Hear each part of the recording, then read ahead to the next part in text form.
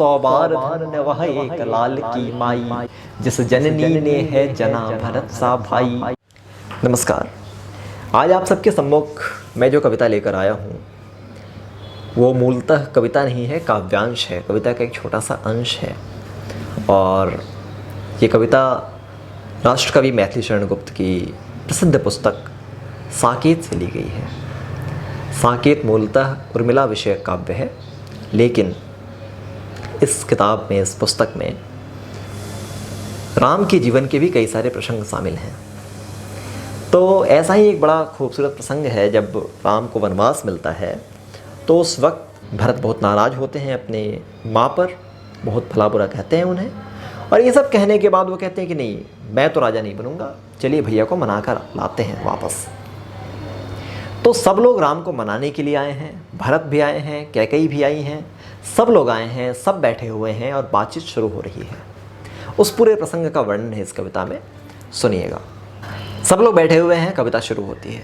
तदनंतर बैठी सभा उठज के आगे, नीले वितान के तले दीप बहु जागे, टकटकी लगाए नयन सुरों के थे वे, परिणाम उत्सुक उन भयातुरों के थे वे, उत्फुल्ल करौंदी कुंज वायु रह रह कर, करती थी सबको पुलक पूर्ण मह मह कर, वह चंद्रलोक था कहाँ चांदनी वैसी, प्रभु बोले गिरा गंभीर नीर निधि जैसी।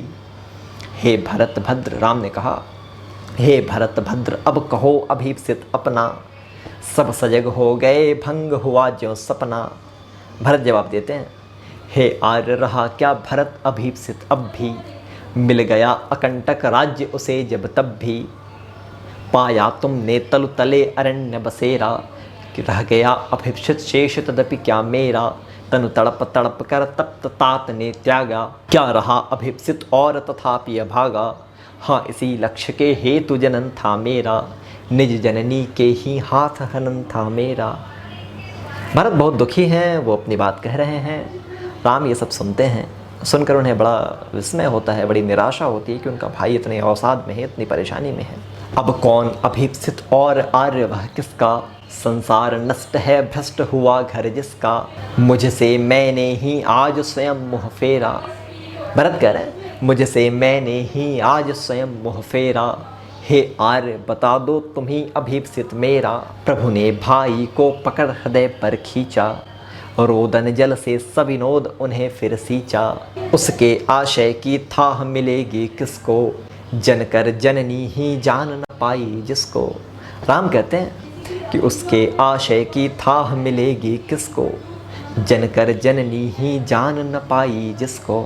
अब जैसे ये बात सुनती हैं कैकेयी, वो चौंक जाती हैं, यानी राम को भी पता है कि भरत निर्दोष है, तो फिर तो सबकी सब जिम्मेदारी, सारा का सारा दोष मेरा ही हो गया।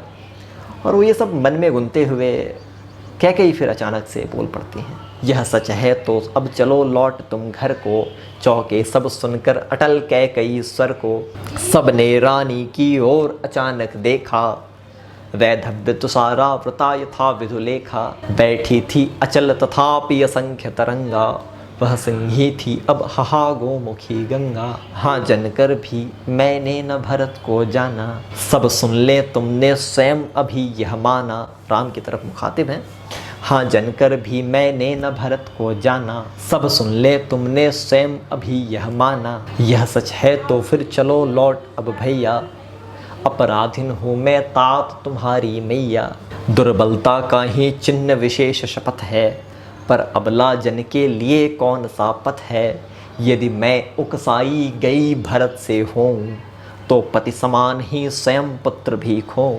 ठहरो मत रोको मुझे कहूँ सो सुन लो, पाओ यदि उसमें सार उसे तुम गुन लो, करके पहाड़ सा पाप मौन रह जाऊं, राई भर भी अनुताप न करने पाऊं। थी सन नक्षत्र शशि निशा ओस टपकाती, रोती थी नीरव सभा हृदय थपकाती, उल्कासी रानी दिशा दीप्त करती थी, सब में भय विस्मय और खेद भरती थी।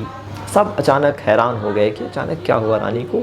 एक तो भरत परेशान था, अब कैकेयी भी परेशान है, लेकिन कैकेयी किसी और वजह से परेशान थी। वो वजह आगे कविता में, क्या कर सकती थी मरी मंथरा दासी, मेरा ही मन रह सका न निज विश्वासी, जल पंजर गत अब अरे अधीर अभागे, वे ज्वलित भाव थे स्वयं तुझी में जागे। पर क्या था केवल ज्वलित भाव ही मन में, क्या शेष बचा था कुछ न और जीवन में। कुछ मूल्य नहीं वात्सल्य मात्र क्या तेरा, पर हुआ अन्य सा आज वत्स यह मेरा। उन्हें दुख हो रहा है कि भरत भी आज उनके खिलाफ हो गया। थूके मुझ पर त्रैलोक्य भले ही थूके, जो कोई जो कुछ कहे कहे क्यों चूके। छीने न मातृपद किंतु भरत का मुझसे, रे राम दुहाई करूं और क्या तुझसे। राम से कहा कि मेरे बेटे को खिलाफ मत करो, मेरे बेटे के माँ होने का अधिकार मत छीनो मुझसे, मेरे वात्सल्य के हक पे कोई सवाल मत पैदा करो, क्योंकि भरत खुद नाराज हैं कैकेयी से। कहते आते थे अभी यही नरदेही, माता नक माता पुत्र को पुत्र भले ही। अब कहें सभी यह हाय विरुद्ध विधाता, है पुत्र पुत्र ही रहे कुमाता माता। बस मैंने इसका बाह्य मात्र ही देखा, दृढ़ हृदय न देखा मृदुल गात्र ही देखा। परमार्थ न देखा पूर्ण स्वार्थ ही साधा, इस कारण ही तो हाय आज यह बाधा। युग युग तक चलती रहे कठोर कहानी, रघुकुल में भी थी एक अभागी रानी। निज जन्म जन्म में सुने जीव यह मेरा, कह के बहुत दुखी भाव से अपनी आलोचना स्वयं कर रही हैं कि निज जन्म जन्म में सुने जीव यह मेरा। धिक्कार उसे था महास्वार्थ ने घेरा। जब ये सब सुनते हैं राम अचानक बोल पड़ते हैं, वो चुप नहीं रह पाते। कैकेयी के दुख को देखकर अचानक राम कुछ कहते हैं और उसके बाद पूरी सभा का मंतव्य बदल जाता है। कैकेयी कह रही है कि युग युग तक सुनते रहे जीव यह मेरा, निज जन्म जन्म तक सुने जीव यह मेरा। धिक्कार उसे था महास्वार्थ ने घेरा। 100 बार धन्य वह एक लाल की माई, जिस जननी ने है जना भरत सा भाई। राम बोल पड़े, 100 बार धन्य वह एक लाल की माई, जिस जननी ने है जना भरत सा भाई। पागल सी प्रभु के साथ सभा चिल्लाई, सबका मन बदल गया, सब अचानक राम के साथ बोल पड़े। राम ने कहा 100 बार धन्य वह एक लाल की माई, जिस जननी ने है जना भरत सा भाई। पागल सी प्रभु के साथ सभा चिल्लाई, 100 बार धन्य वह एक लाल की माई। बहुत बहुत आभार, बहुत बहुत धन्यवाद। फिर मिलते हैं जल्दी ही किसी और कविता के साथ।